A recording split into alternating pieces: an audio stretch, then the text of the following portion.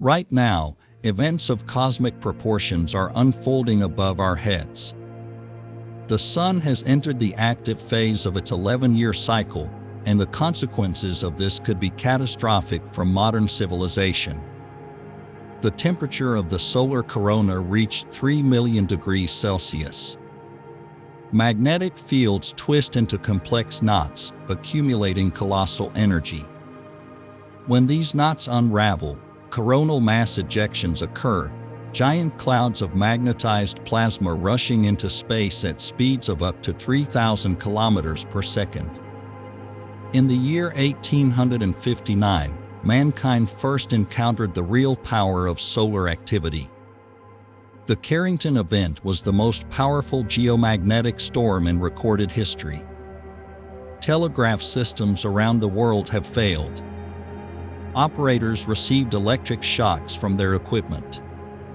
Auroras have been observed in the Caribbean, where they have never been seen before.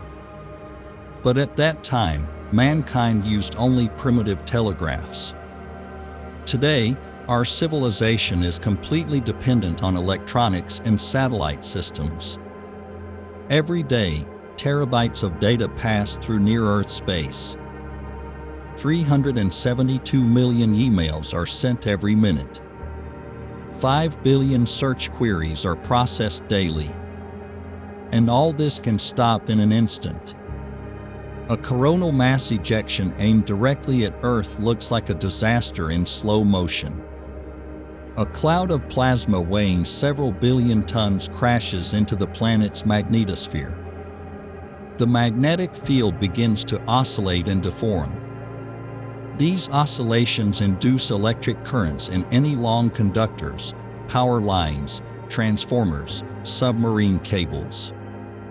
Submarine fiber optic cables are the Achilles heel of the modern internet. 428 cables with a total length of 1,300,000 kilometers entangle the globe. They transmit 95% of all international traffic. Each cable contains signal amplifiers located every 50 to 100 kilometers. It is these amplifiers that are the most vulnerable. When a geomagnetic storm induces currents in the protective sheath of the cable, the amplifiers begin to overheat. Electronics fail. The connection is cut off. In 2011, researchers from the University of California conducted a simulation. Their findings shocked the scientific community. A powerful solar storm can knock out up to 70% of undersea cables at the same time. Imagine the consequences. The transatlantic bond has been broken. Europe is cut off from America. Asia is isolated from the rest of the world. Exchange trading freezes. Bank transactions are not possible. Billions of dollars disappear into the digital void. But this is just the beginning. Satellites in low orbits meet the first strike. The Earth's atmosphere heats up and expands. The density of the air at an altitude of 400 kilometers increases tenfold. Satellites experience unexpected resistance. Their orbits begin to degrade. GPS systems stop working correctly. The positioning error increases from 3 meters to several kilometers. Airliner navigation is disrupted. Autopilots cannot determine the exact location. Pilots are forced to switch to manual control. But the problem is deeper. Collision avoidance systems stop functioning. Dispatchers lose the exact coordinates of the planes. The sky over the Atlantic is turning into a high-risk zone. On the surface of the Earth, the situation is no better. Power lines permeate the continents. High-voltage transformers, critical components of the power system, are especially vulnerable. When geomagnetically induced currents pass through their windings, the insulation begins to collapse. transformers overheat. The oil inside them boils. In March 1989, a medium-sized solar storm disabled the power grid of the Canadian province of Quebec. 6 million people were left without electricity for 9 hours. The temperature outside was -15 degrees. But that storm was 5 times weaker than Carrington's. Modern transformers are made to order. Each of them weighs hundreds of tons. Production time is from 12 to 18 months. There are no strategic reserves in the world.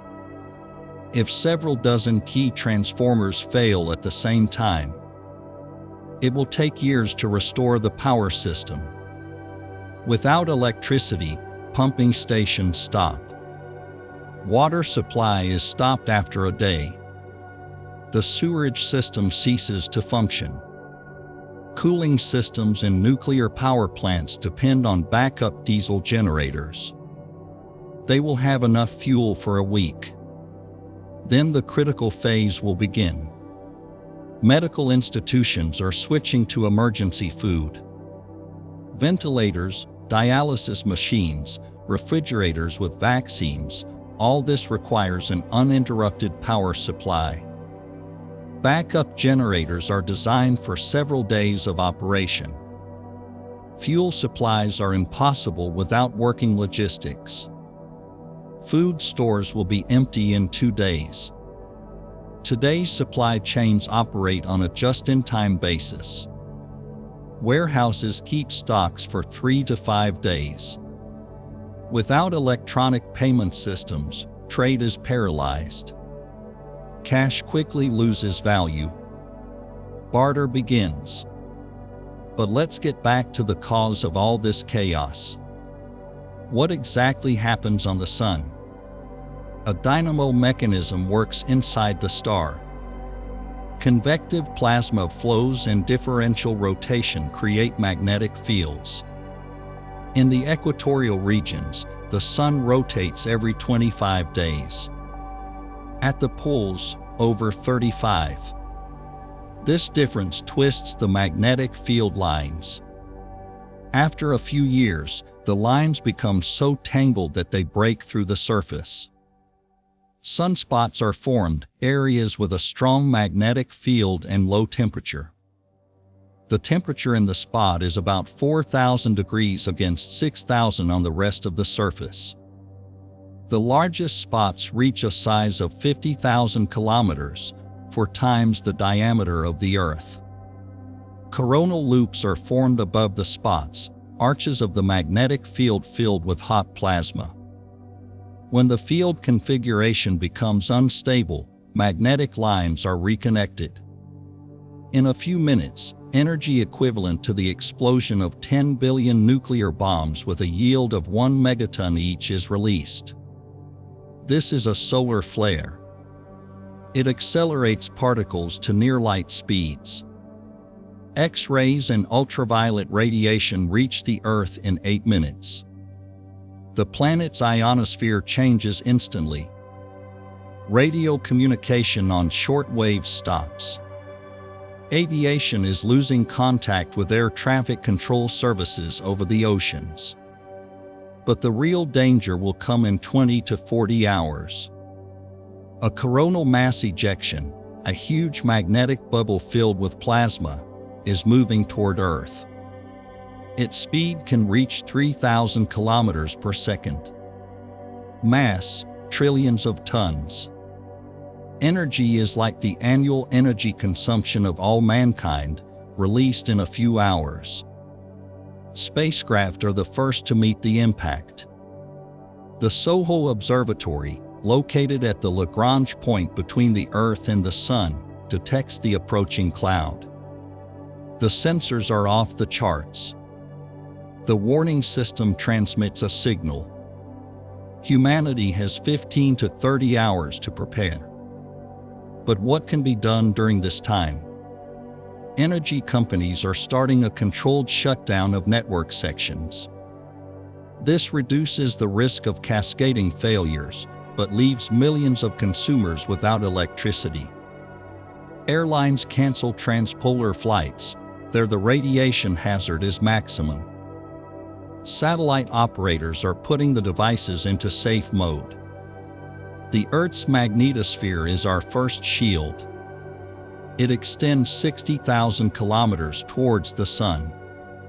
But a coronal mass ejection can compress it to 10,000.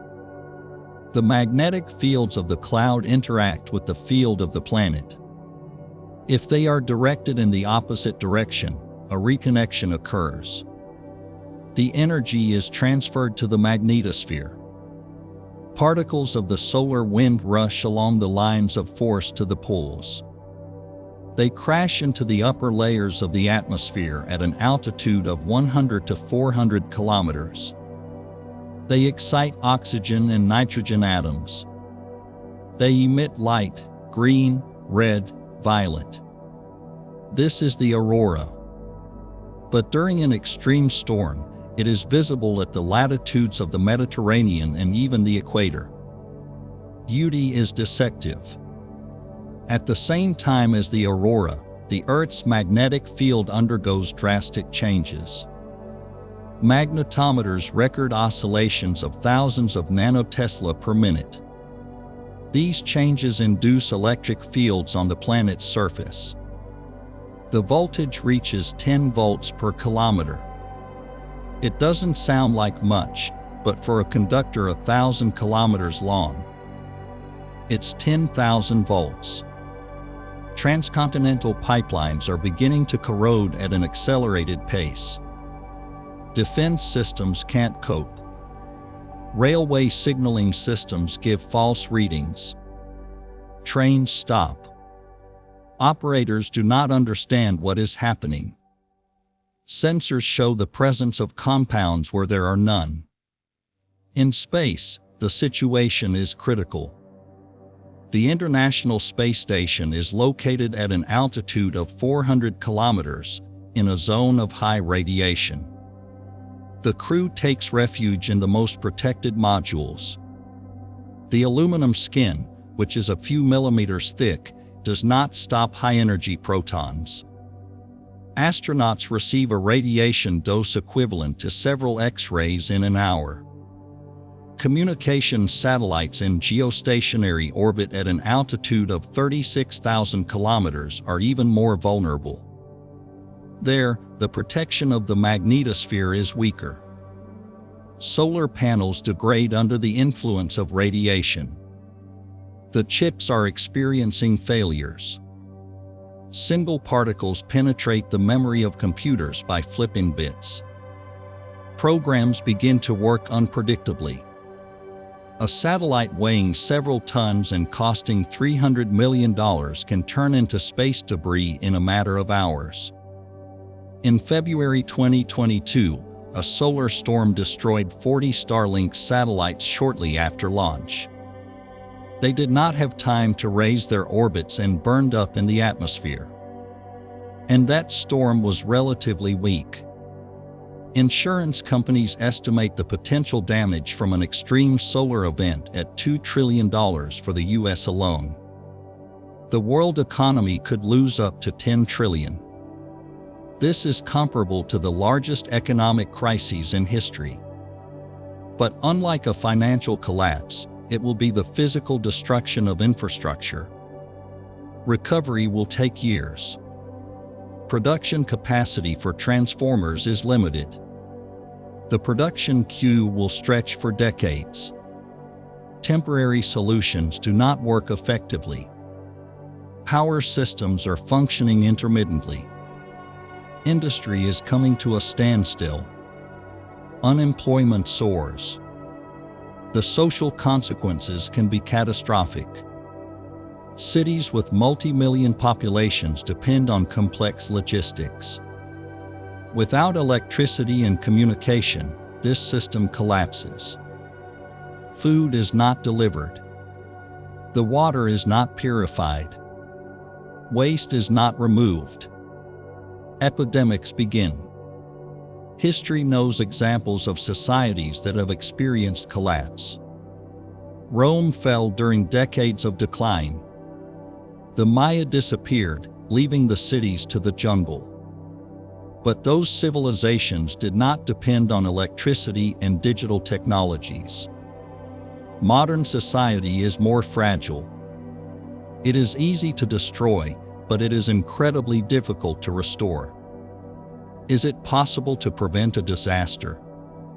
Technically, yes, but this requires colossal investments. Power systems need to be modernized by adding protection against geomagnetically induced currents. Submarine cables require redundancy. Satellites, improved radiation protection. All this is possible, but expensive. There is no political will. Solar storms are rare. The last Carrington level event was 167 years ago. The probability of a repetition in the next decade is estimated at 12%. This is not much, but not zero. For comparison, the probability of getting into a car accident in a year is about 5%, and we buy insurance. Humanity is playing Russian roulette with space. Each solar cycle is a new trigger. Sooner or later, the cartridge will end up in the barrel. The question is not if this will happen, but when. And whether we will be ready when it happens. The sun is not malicious. It simply exists, following the laws of physics. Magnetic fields store energy and release it. This was the case billions of years before the appearance of man and will be billions of years after. We have built a civilization that is vulnerable to the natural processes of the cosmos. This is our choice, our responsibility. Perhaps decades from now, people will look back on our time with bewilderment. How could an obvious threat be ignored? Why were no measures taken? The answer is simple: human psychology is bad at dealing with long-term risks. We react to immediate dangers and ignore distant ones, even if their consequences are catastrophic. But ignoring does not negate reality. The sun continues its cycle. Magnetic fields are strained. Energy is accumulating. And one day, perhaps very soon, it will break out. A cloud of plasma will rush towards the Earth. Warning systems will record it. The countdown will begin. Humanity will have from several hours to a day to prepare. This is enough to realize the scale of the problem, but not enough to solve it. It remains only to observe how modern civilization will collide with the forces of nature against which technology is powerless, and hope that the lesson will not be too cruel.